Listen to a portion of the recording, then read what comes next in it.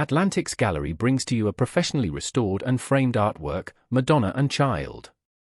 Anonymous Italian school, oil on panel, early 16th century Italy. Oil on panel, early 16th century Italy, with strong wall presence. See more at atlantiques.co.uk. Its appeal is devotional and dramatic, with the subject giving the work emotional gravity and a clear art historical identity. Look closely at the full composition, then at the details: devotional subject, historic composition, documented presentation.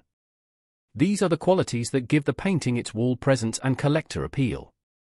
The catalogue notes strengthen the story of the piece, connecting its composition, subject and visual language with related works and the tradition behind it.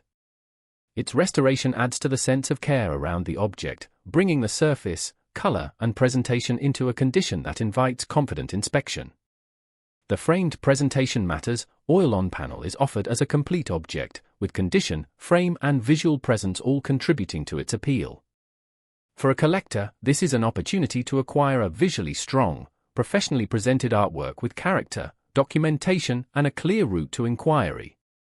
Visit atlantiques.co.uk, review the artwork page, and contact Atlantiques Gallery to request information or make an offer.